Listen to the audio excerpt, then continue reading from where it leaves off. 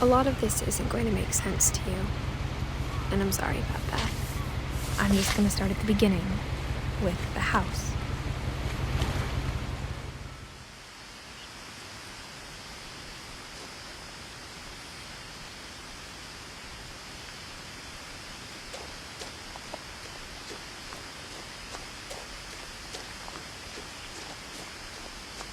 I lived here until I was 11, but I wasn't allowed inside half the rooms.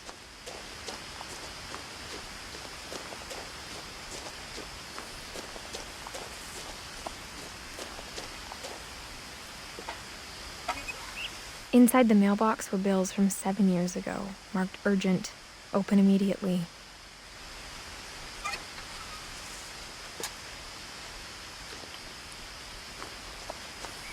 I hadn't been back since my brother Lewis's funeral.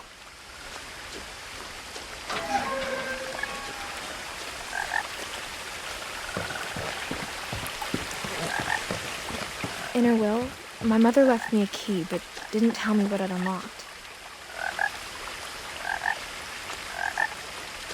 Maybe she thought I'd know, or she thought that the mystery would be enough to bring me back.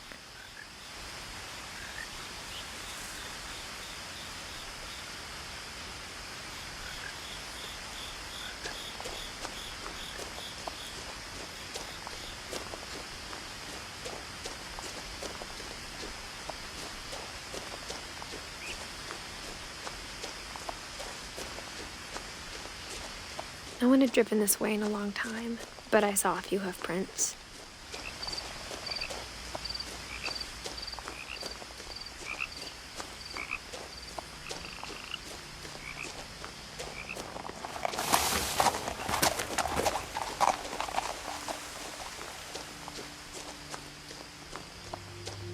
The truth is, even after I inherited the house, I never thought I'd come back to it. But now I had questions about my family that only the house knew the answers to.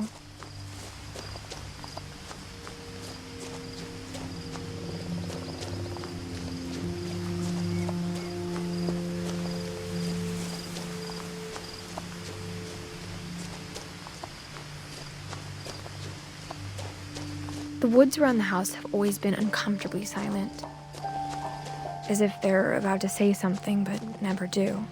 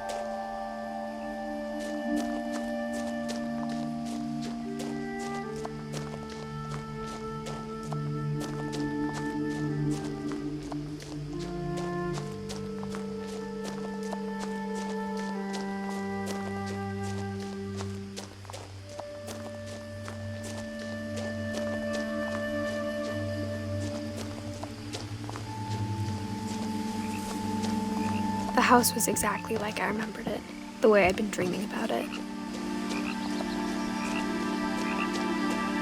As a child, the house made me uncomfortable in a way I couldn't put into words. Now, as a 17-year-old, I knew exactly what those words were. I was afraid of the house.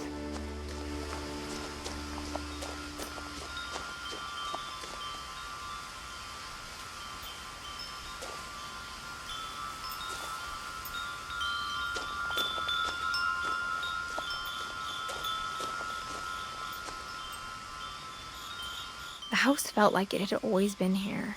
Even the swing set was older than my mother.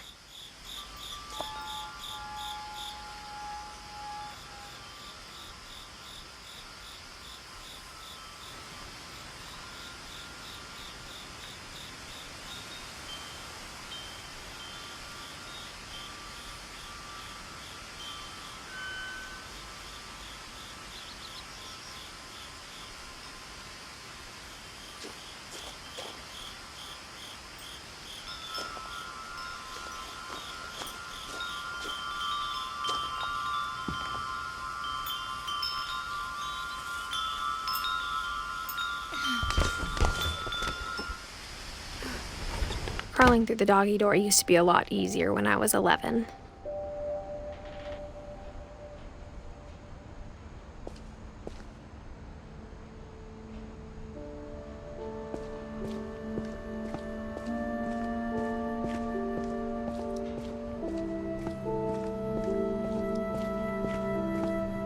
For the first time in years, I felt like I was home.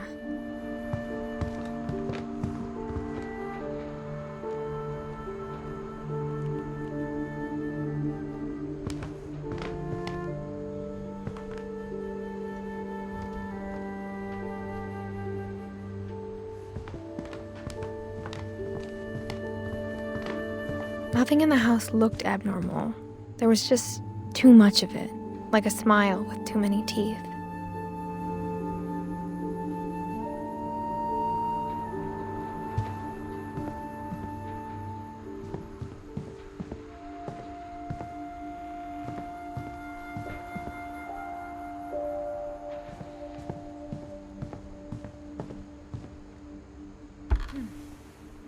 Edie told me once that every Finch who ever lived is buried somewhere in the library.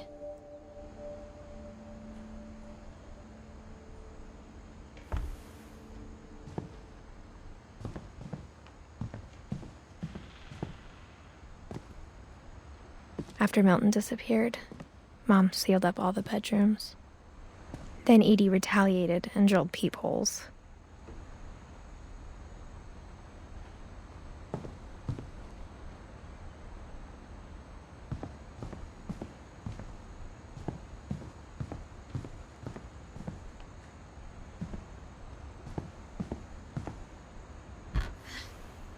Barbara was a child star for 2 years, until America grew out of it.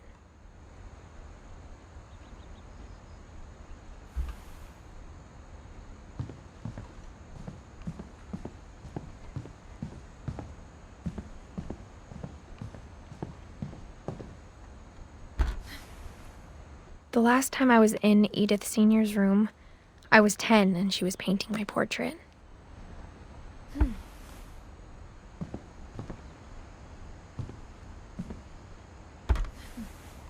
As a kid, I just assumed every house had peepholes and sealed rooms you weren't allowed inside of.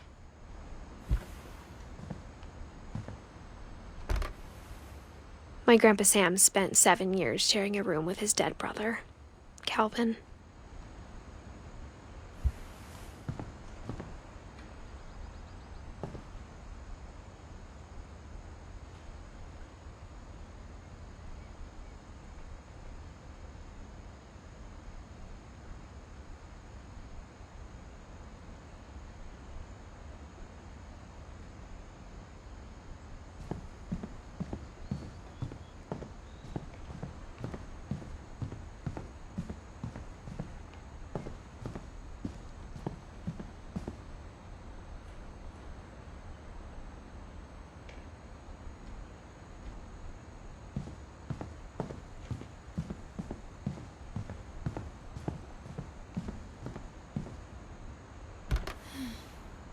Molly always seemed like a girl I could imagine being friends with, if she hadn't died in 1947.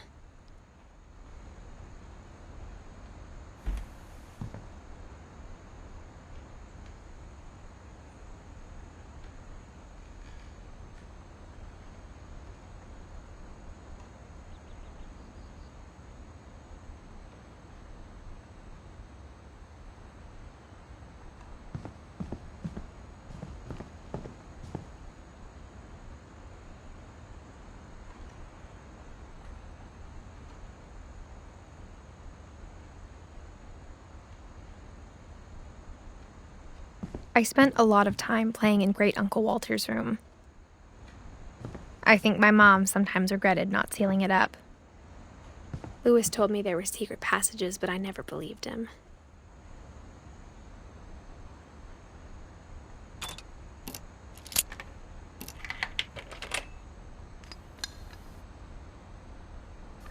Turns out, my mom was really good at keeping secrets.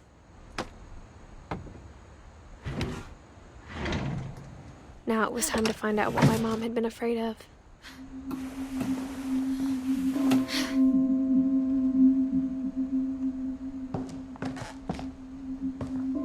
Reading this, maybe it sounds like I had a plan. From the paintings on the wall, it was clear my brother Milton had been here before me.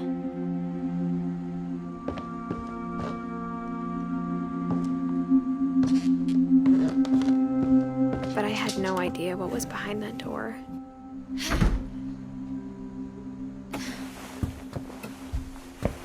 Just like I had no idea where all this was gonna lead.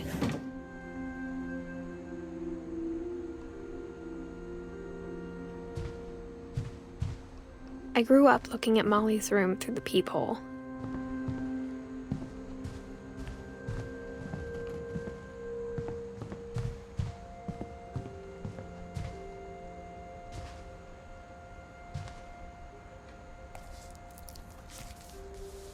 December 13th, 1947. Dear Diary, I'll be gone soon, but I wanted to tell somebody about what's gonna happen. It started when Mom sent me to bed without dinner. I woke up and I was starving, so I looked around for something to eat.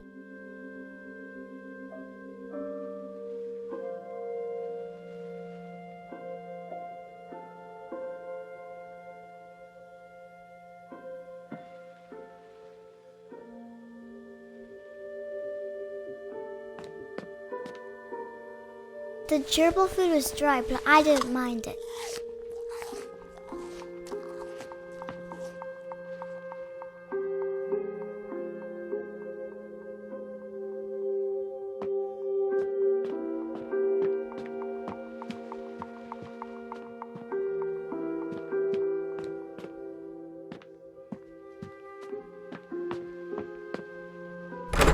Mom, can I come out now?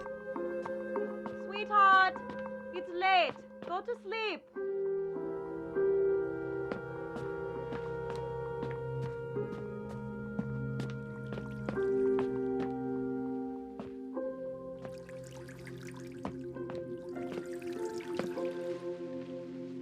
I thought about eating Christopher, but I held back.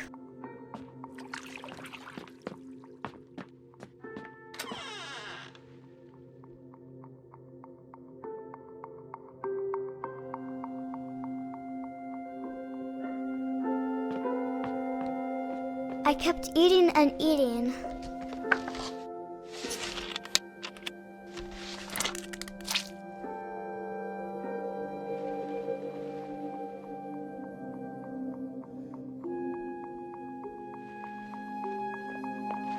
I ate a lot of things that night.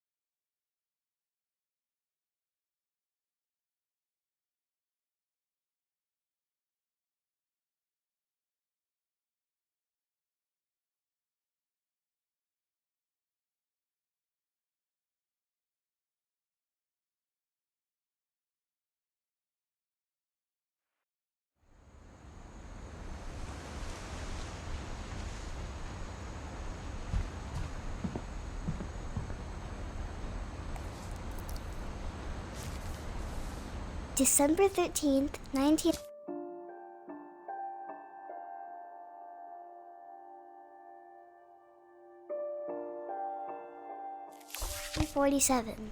Dear Diary, I'll be gone soon, but I wanted to tell somebody about what's gonna happen. It started when Mom sent me to bed without dinner.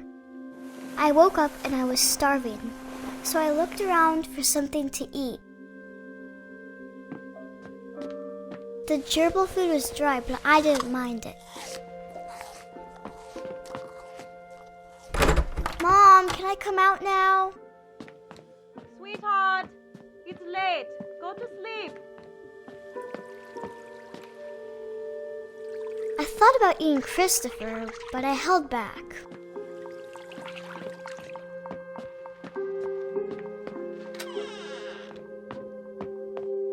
I kept eating and eating.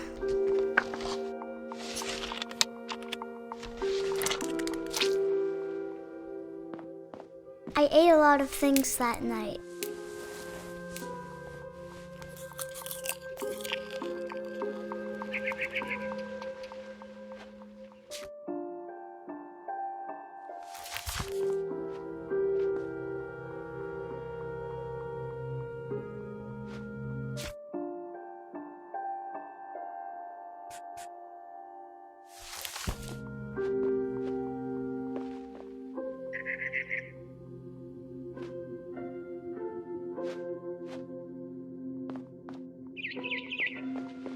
Then I heard chirping outside my window.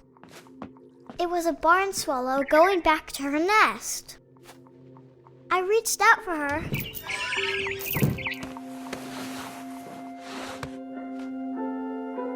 And suddenly, I was a cat.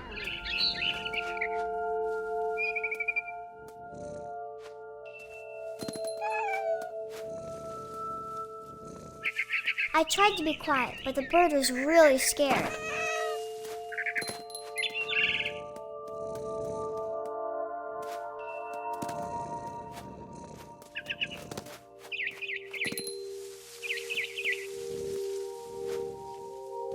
Mom and Dad didn't even look at me.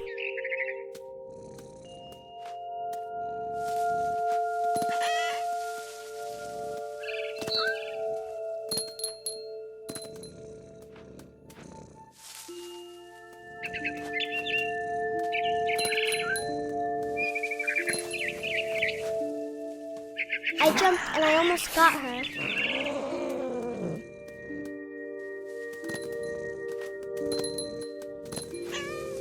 I could tell she was getting really tired.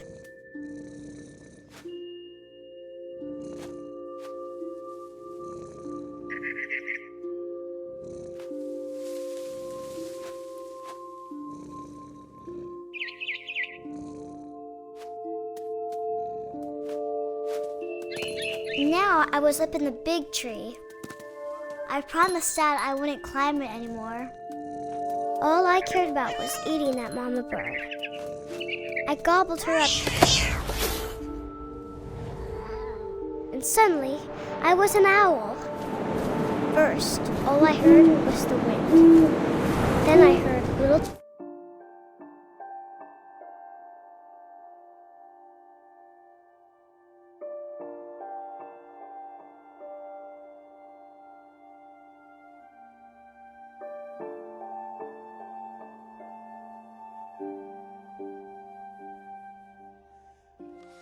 teeth nibbling in the grass.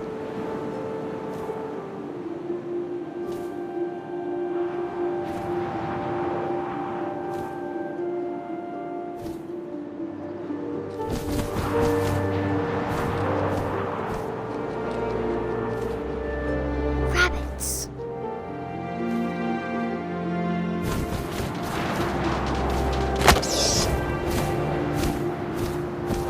I imagined his face looking up and seeing mine through my talons. I swallowed him up, and I didn't chew one bit. Then I flew off to find something bigger.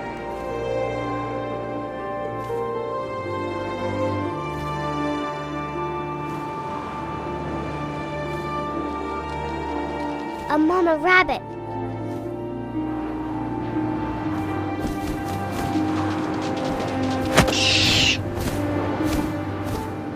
She was almost too big to carry.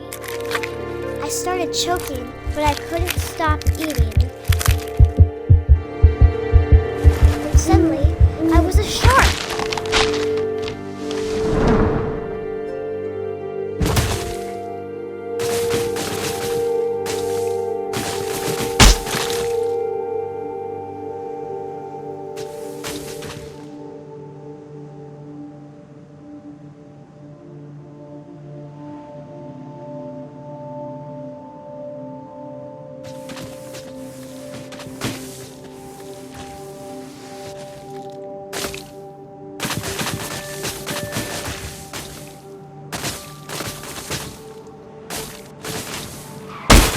I rolled off a cliff and into the ocean.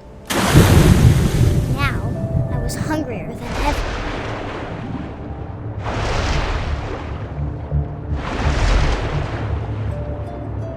I wanted fat, juicy seeds. I tore off her flipper, and it tasted really good. I grabbed on tight, but I was so hungry, I jumped out of the water.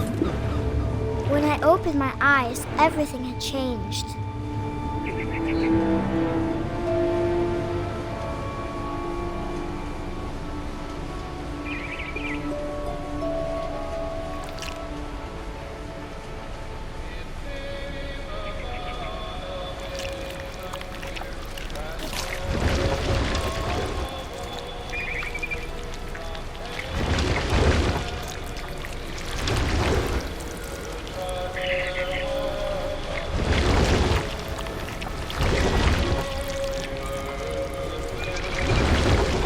Now I was a monster, and I smelled people everywhere.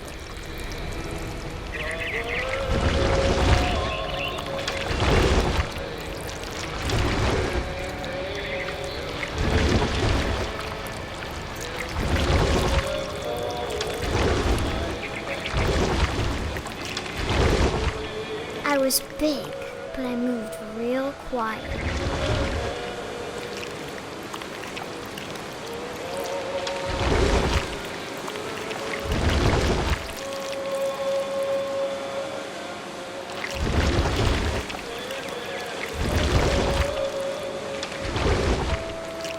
I wanted to stop, but also I didn't.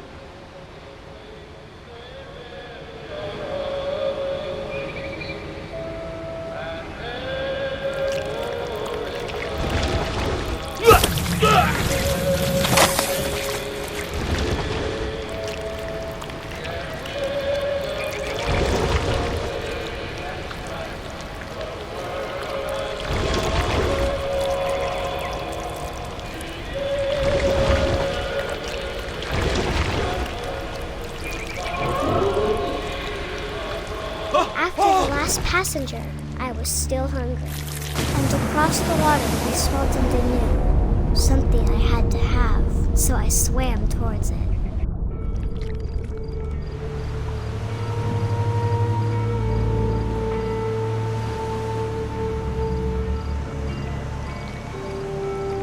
I slithered onto the sand, and the good smell went into an old pipe.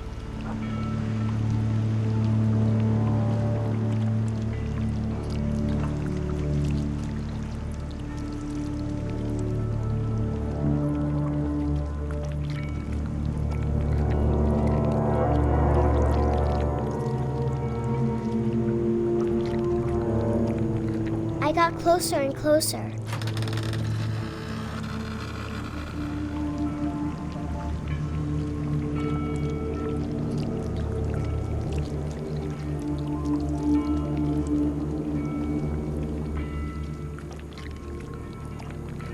All of my stomach started growling.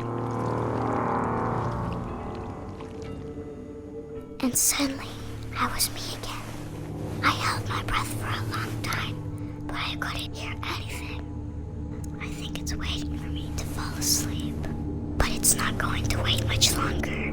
It needs to feed, and we both know I will be delicious.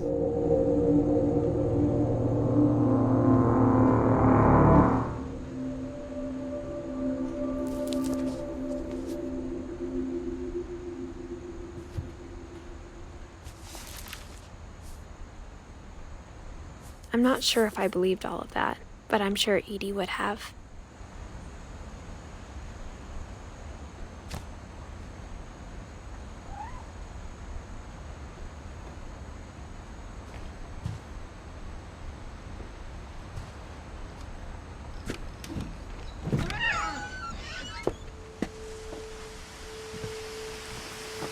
This will be obvious later, but my mom didn't tell me any of these stories. Edie would have, but Mom didn't like bringing up the past. Though, when we adopted a stray kitten, she was the one who named it Molly.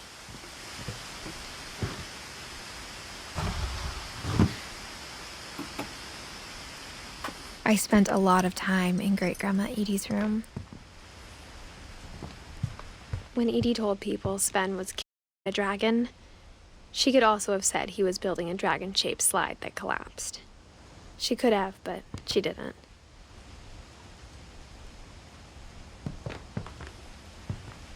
One summer, they evacuated the island, but Edie refused to go. For a few weeks, she was a celebrity. I hadn't thought of myself as Edith Jr. for a long, long time. Edie gave a big interview about a mole man living under the Finch house. My mom was furious.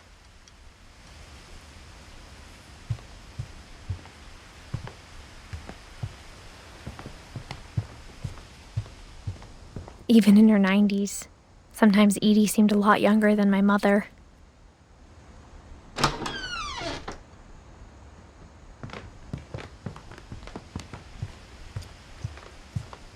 Her room was like a museum. For 500 years, the Finches have been famous throughout Norway for their fortune and misfortune.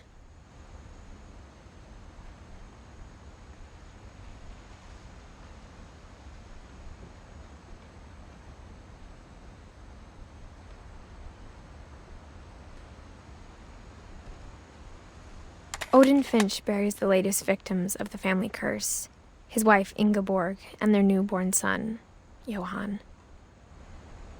On January 7th, 1937, he set sail with his family and his house, hoping to leave the curse behind. But 40-foot waves off the coast of Washington send the house and Odin to the bottom of the sea. Odin's daughter Edie, with husband Sven and baby Molly, step ashore on their new home, Orcas Island.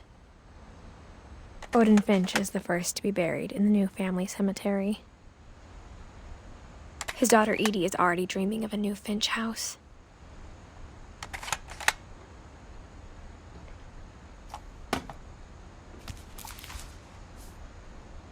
Whatever's wrong with this family, it goes back a long ways.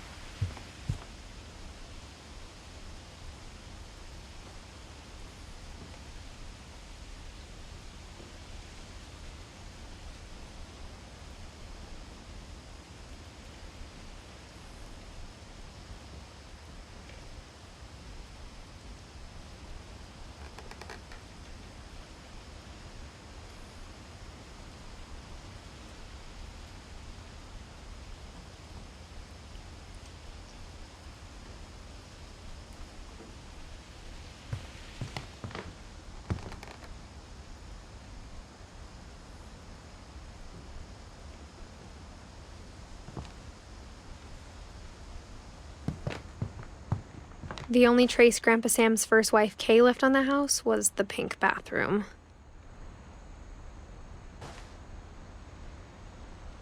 It was a pretty big trace.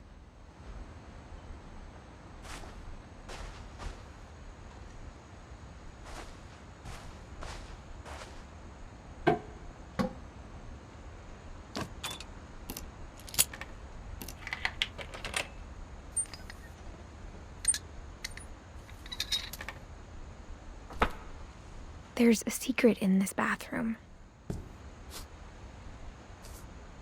It's in the last place you would look. It isn't in the cupboard. It's hidden in this book.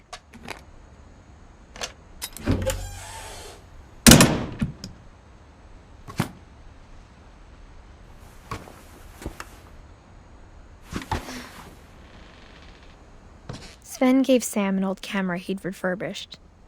He never put it down.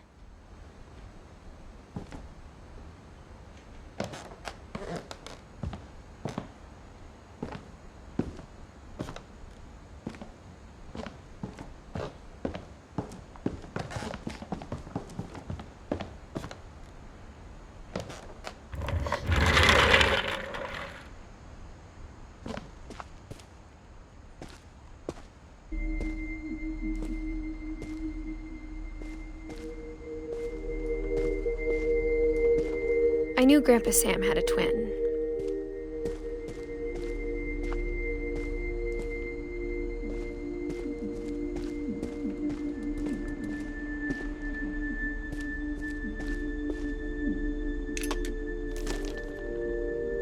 And that he never talked about him. I guess my grandpa didn't like history any more than my mom did.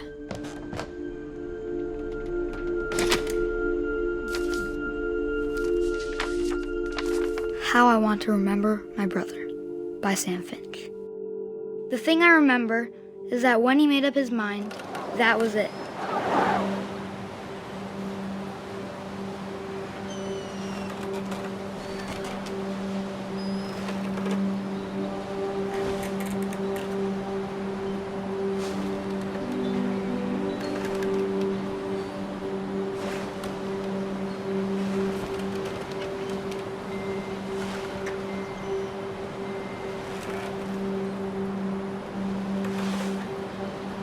My brother said he'd die before he ate another mushroom, and he did.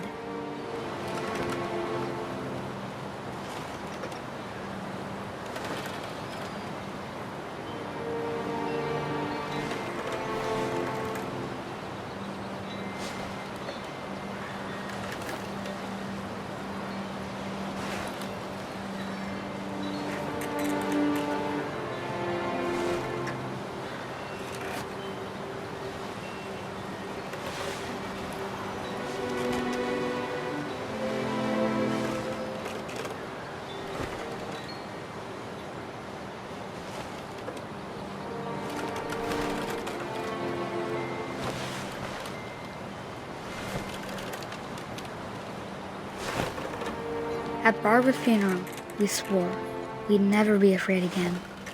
And he wasn't. I think Calvin always wanted to fly.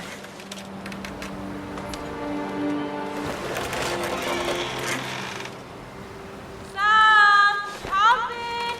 Dinner's ready! Coming! But that day, he finally made up his mind to do it. I told him going around was impossible. Maybe if I hadn't said that,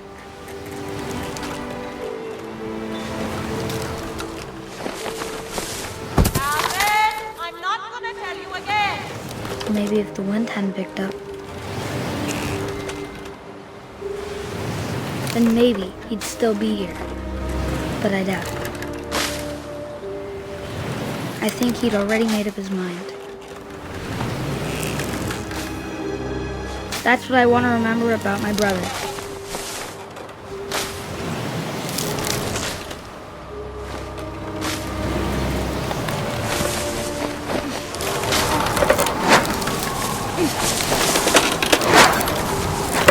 That's the day he made up his mind to fly. And he did.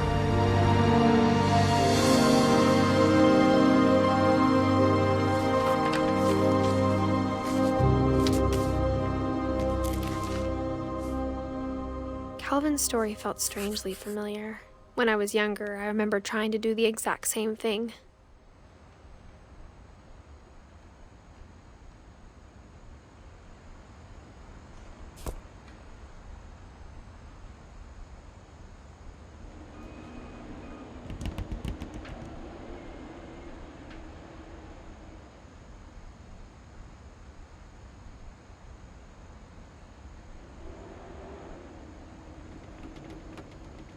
After the funeral, Edie roped off Calvin's half of the room.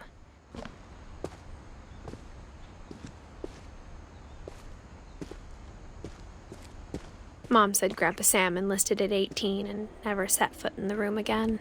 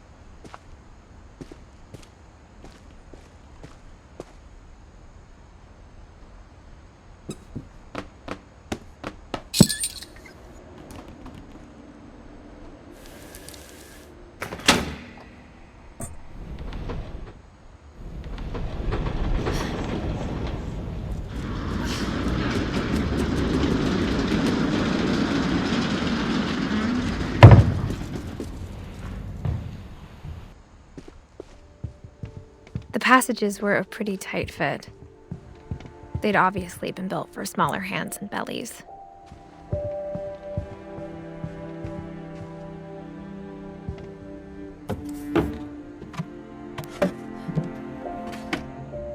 Growing up, I always thought of Barbara as a child star.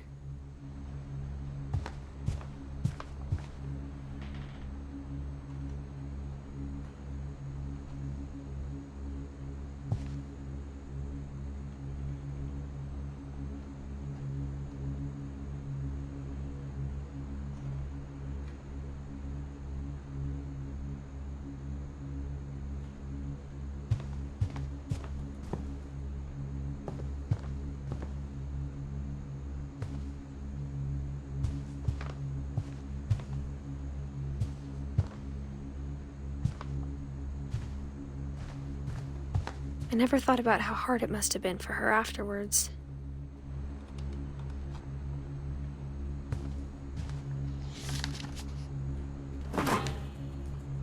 Of all the stories people wrote about Barbara's death, I'm surprised Edie saved this one.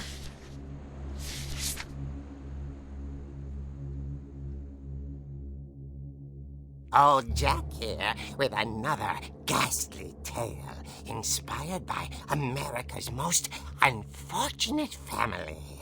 I'm calling it The Surprise Ending of Barbara Finch. As a child star, Barbara was famous for her scream.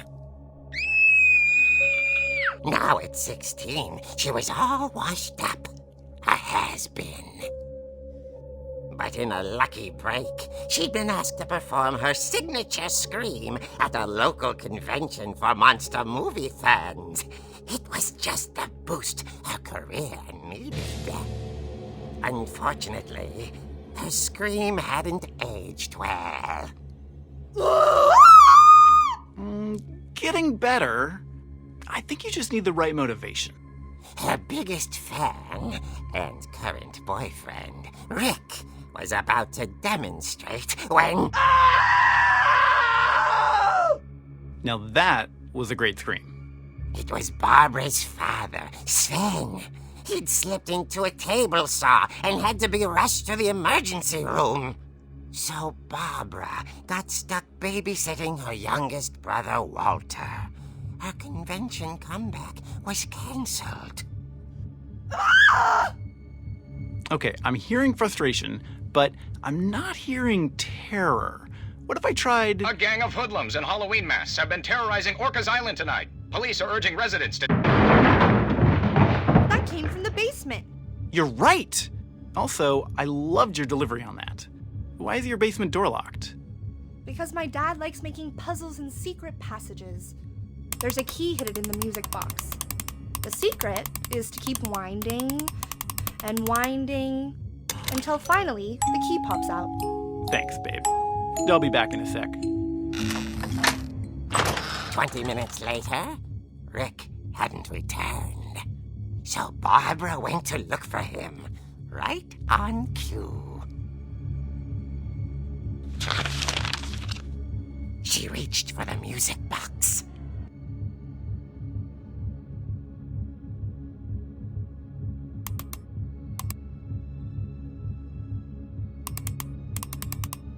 And as she wound the key, she listened for Rick, but the house was silent.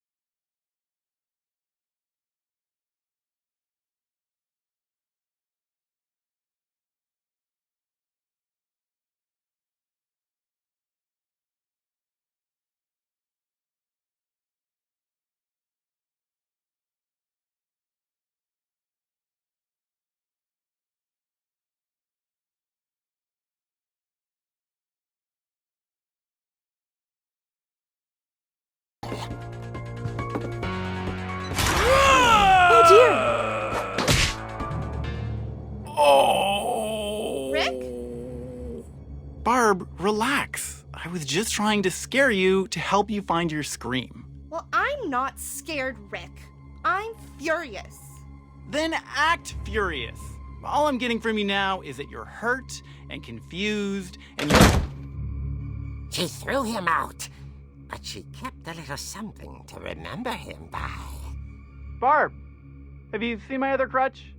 And she was still holding it when she fell asleep watching the late picture show. Hours later... Barbara! Walter, what's going on up there? Ah! Okay, I'm coming up, but if this is a trick, you're dead, Walter.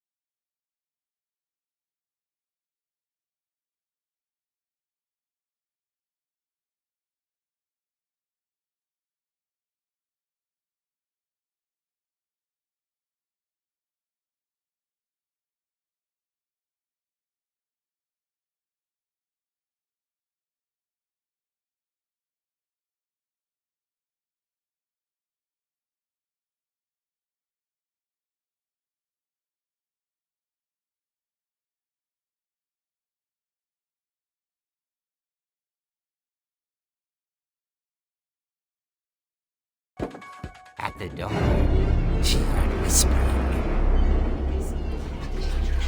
It was coming from inside the house.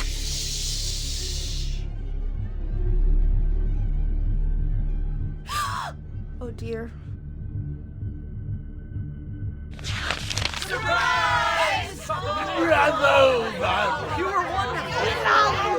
The monsters had come to surprise her. For Barbara, it was a dream come true. Then she saw what kind of monsters they were, and she realized what was about to happen. She was going to be famous. And with her final breath, Barbara Finch gave the performance of her life.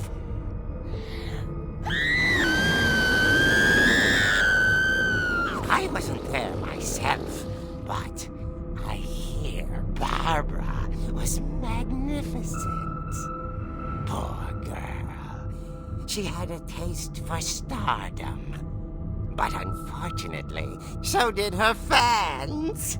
Of course, the police blamed it all on poor Rick, who disappeared the same night. And little Walter? Hiding under his bed the whole time. He took it all pretty hard, that's another story. As for Barbara, tucked inside the music box is all they ever found of her. Her ear. Now that's what I call a real eerie tale.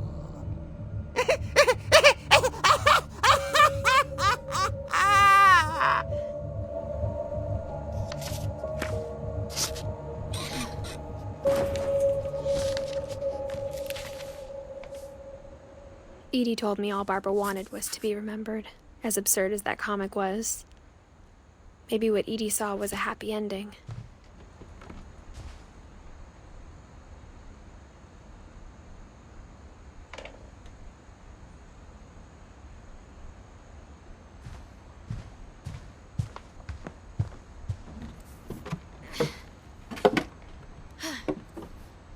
I guess now I know why Mom didn't like me playing with the music box.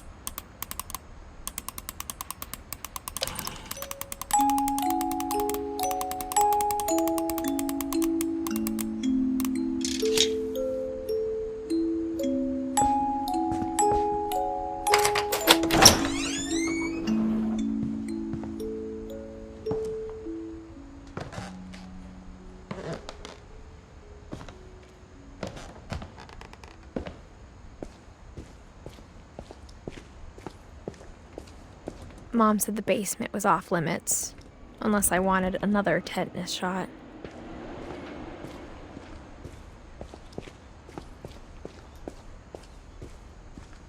I saw Edie sneak down to the basement once, carrying packages.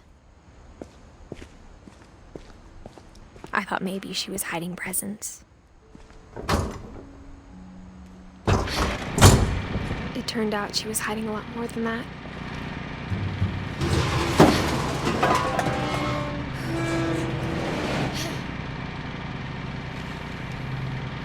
I remember asking Mom once about where Walter had gone. She said after Barbara died, he got as far away as he could. If there's a pattern in all these stories, I think it's that none of us has gotten very far.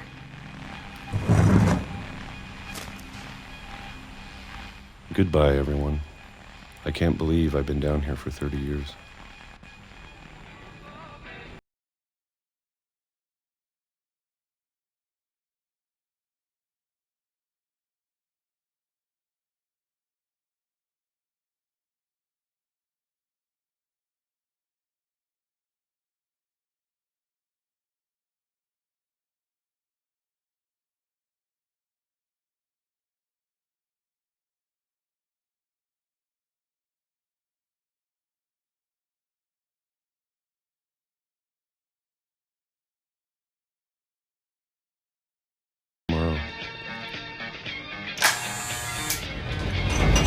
But if you wait long enough, you get used to anything.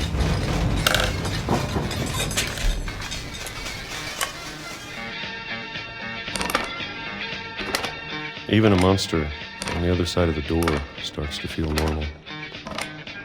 Almost friendly.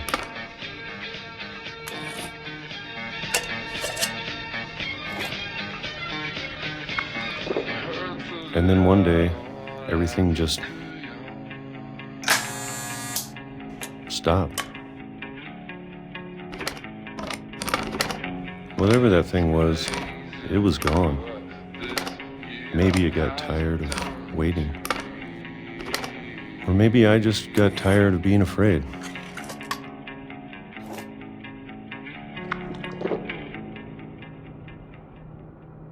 It's been a week now, the longest in 30 years. I'm done waiting. I have to leave while I still can.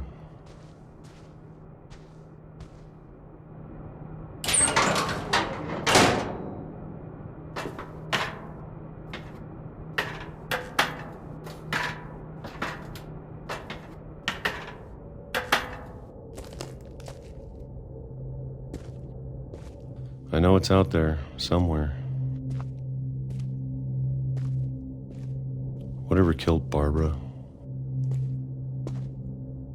and Molly and Calvin. Maybe this is all a mistake. But I need to stop living the same day, even if it kills me.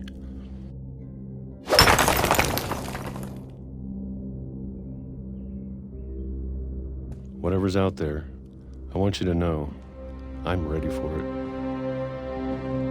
I'm going to appreciate all of it, especially the food. I don't mind if I only have a year left,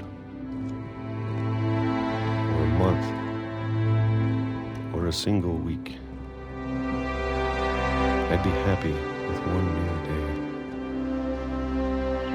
I can already imagine the sun on my face.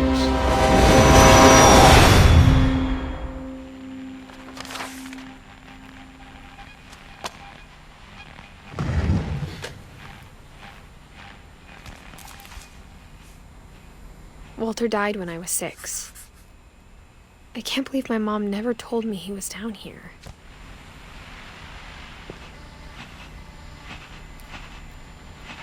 I'm sure my mom was trying to protect me.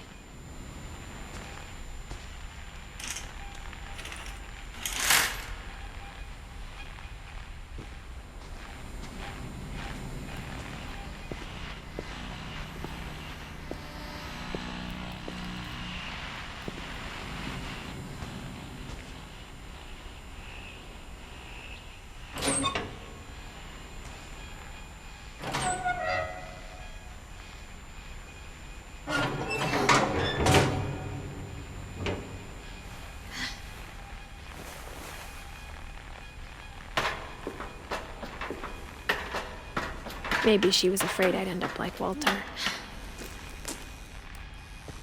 But if she never told me about an uncle under the house, I can only imagine what else she was hiding. I don't want to make the same mistakes she made.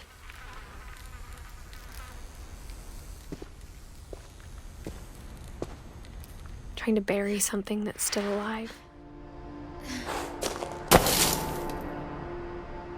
Now that there's only one of us left, or maybe 2, I thought it was time I heard the stories for myself and found out what happened to everyone else. But now I'm worried the stories themselves might be the problem. Maybe we believed so much in a family curse, we made it real.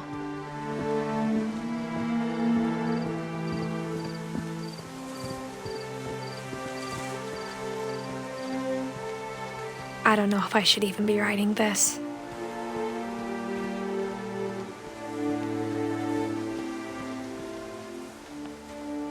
Maybe it'd be better if all this just died with me.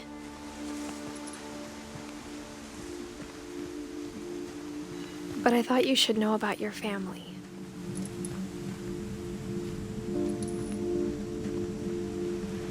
And the history you're a part of. Though to be honest, I feel as lost as you probably do right now.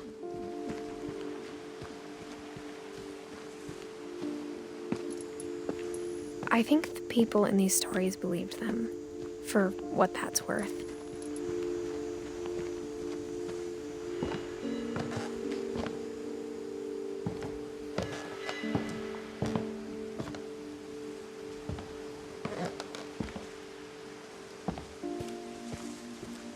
And when you look at the house, that history of imagination and stubbornness and madness, any of it seems possible.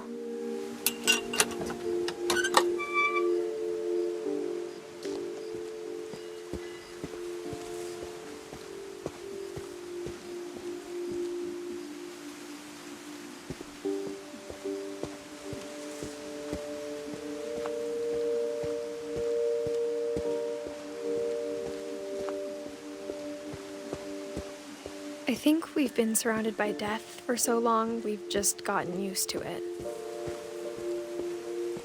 What kind of family finishes building a cemetery before starting the house?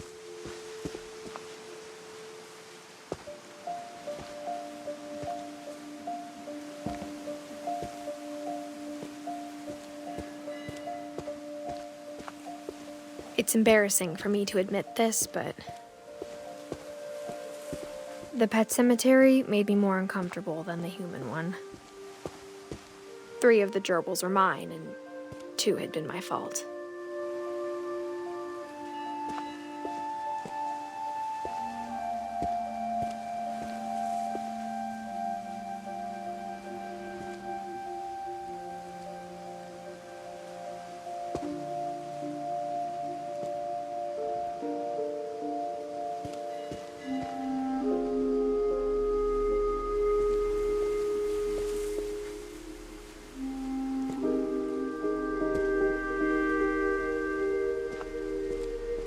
Sven built the house, but it was Edith who designed the cemetery.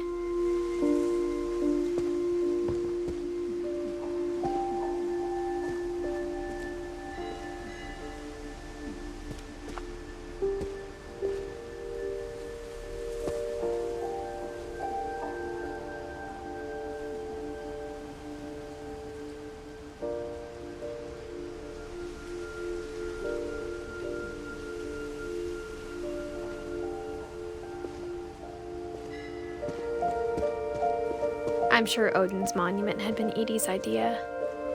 My mom was always trying to move on, but for Edie, the past never went away.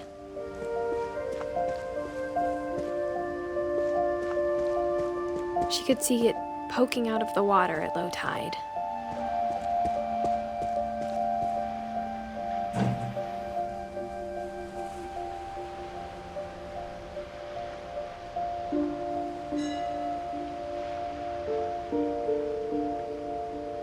Edie said she dreamed about the old house every night.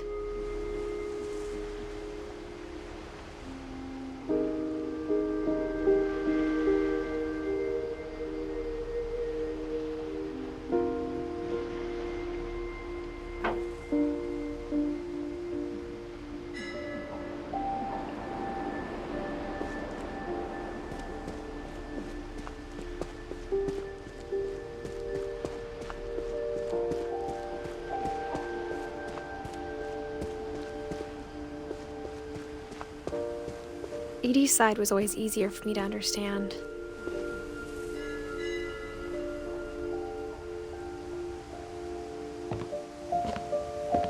But the older I get, the more I can see where my mom was coming from.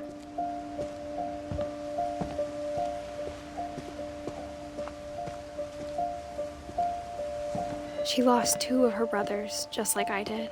I get why she tried so hard to protect us. There's so many things I wish I could ask my mom now. Part of me thinks this is what she wanted all along. For me to come back someday and find everything out for myself.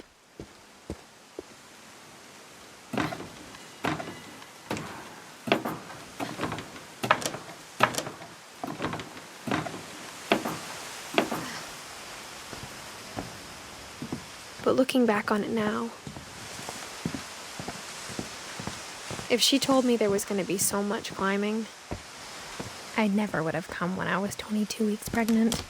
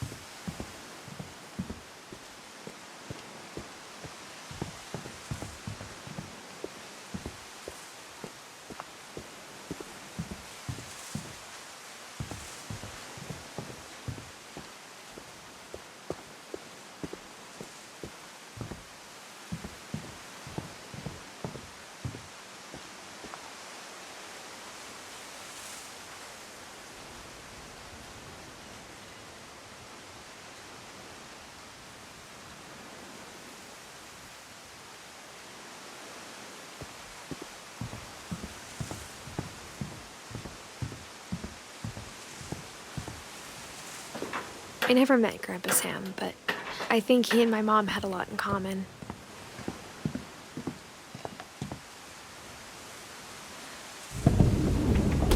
They were both pretty intense.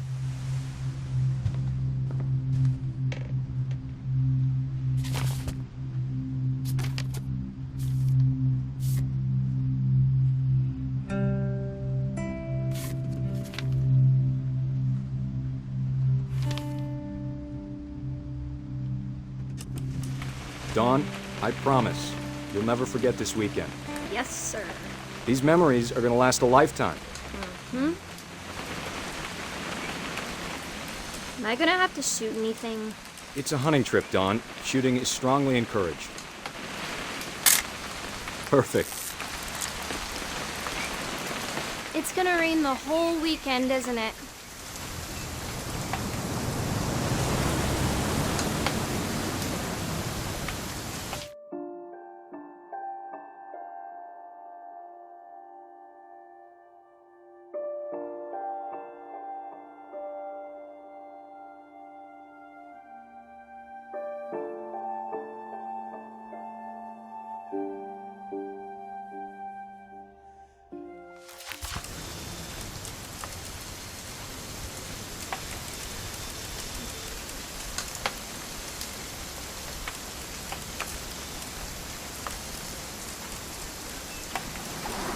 Please just take the damn picture.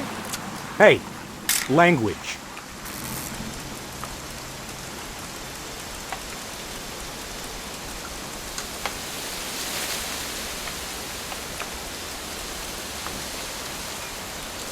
I will never forget this weekend, Dad. Okay, got it. I'm gonna take some pictures, okay? Just be careful. That camera's older than you are.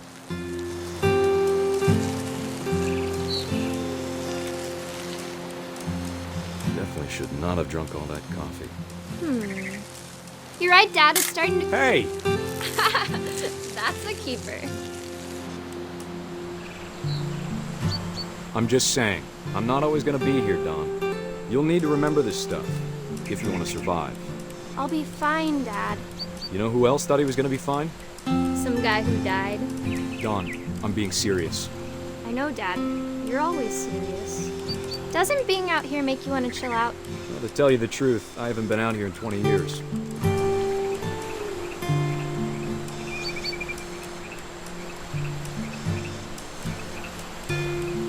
Dad! Good eyes, Dawn. Before you take the shot, let me get a picture of you.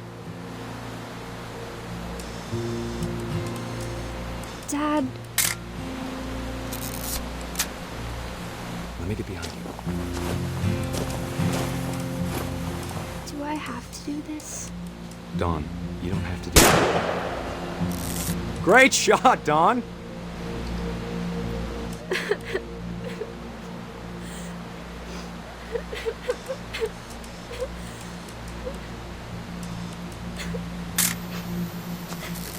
I'm proud of you, Dawn. Always remember that, okay?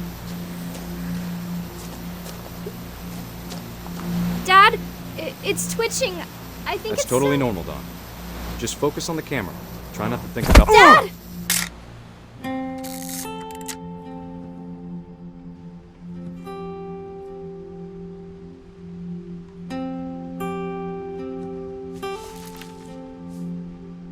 Of all these stories, that's the one I wish most that my mom had told me.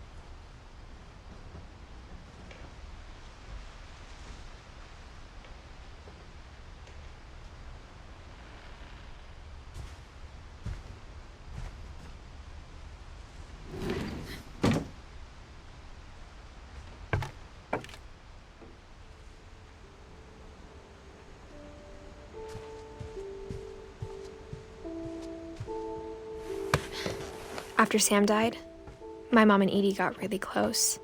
They'd both lost a lot.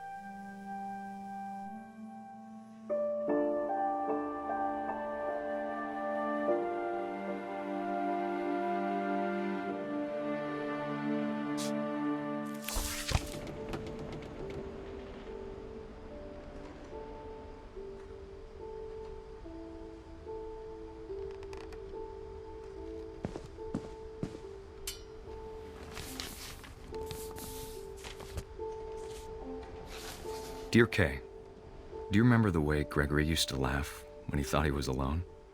Like something funny was happening, but only he could see it.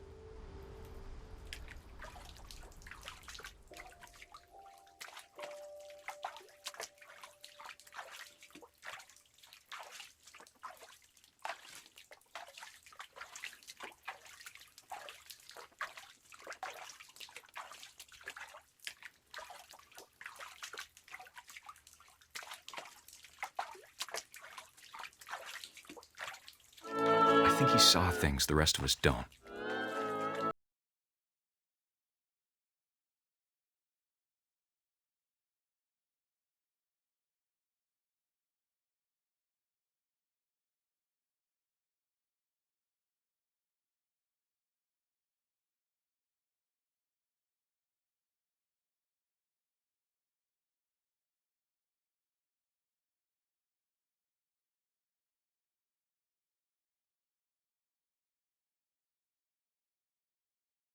It's time to...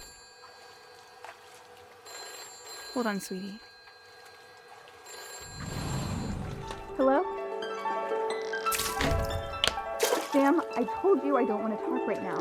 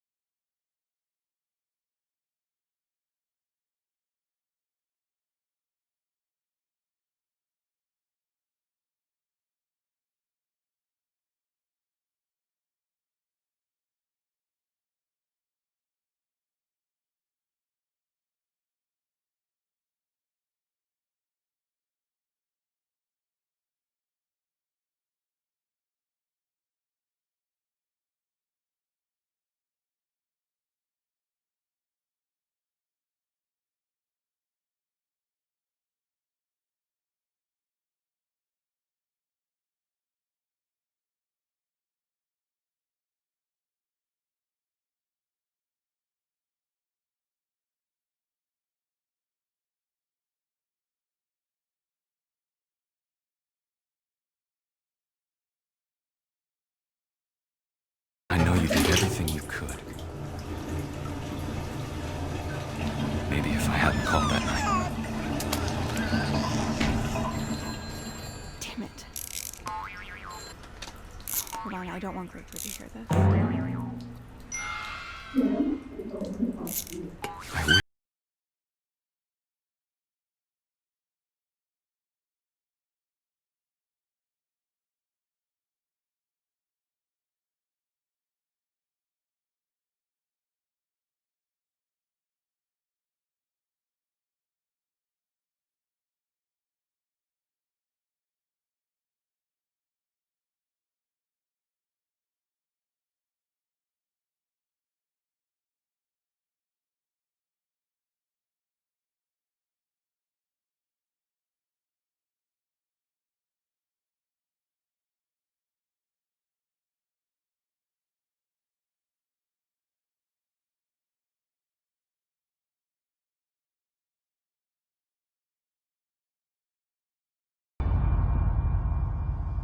Good luck, Kay. Love, Sam.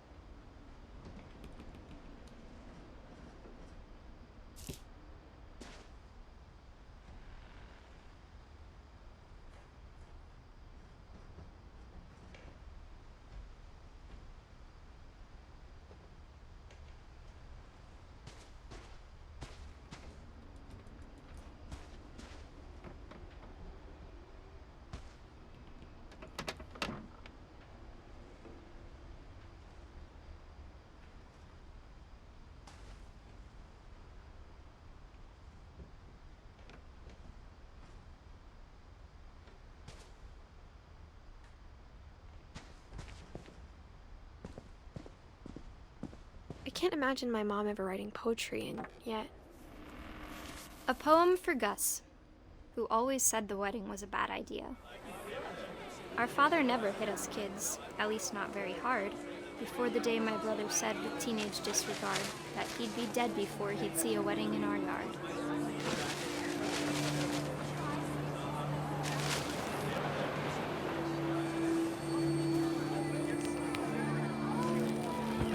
My father made him come, of course, but Gus stood far apart, just flew his kite and bottled up the storm inside his heart.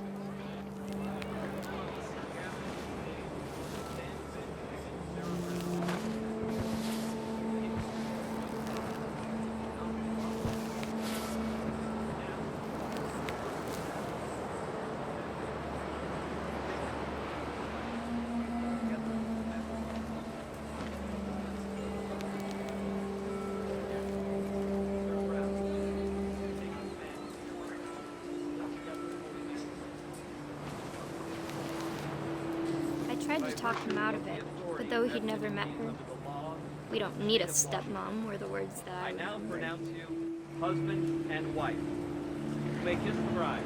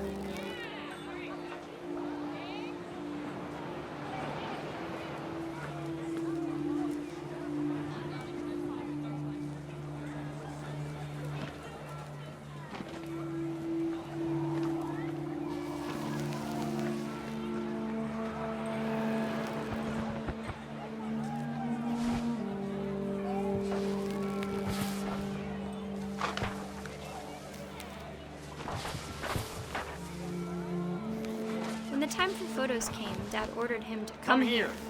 But Gus declined, and as a sign held up his middle finger.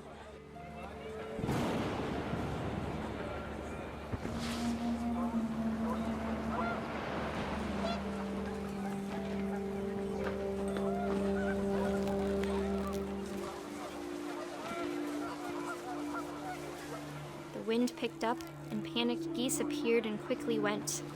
But all the humans did that day was go inside the tent.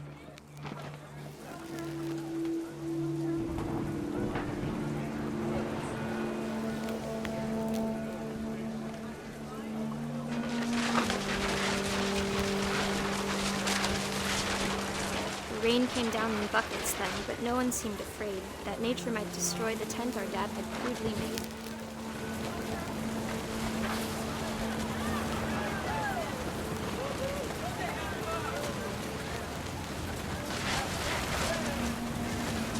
thunder sounded much too close and full of angry power.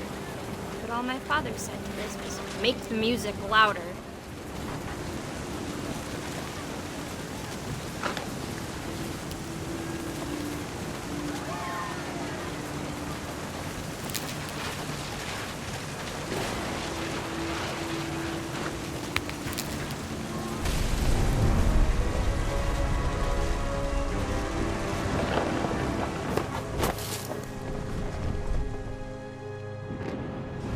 I wish that I could truly say I thought about you on that day.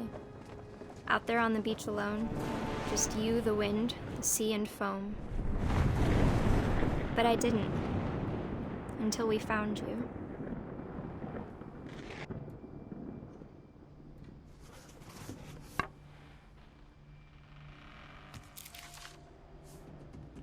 She never talked about him, but Mom told me once if I was a boy, they were going to name me Gus.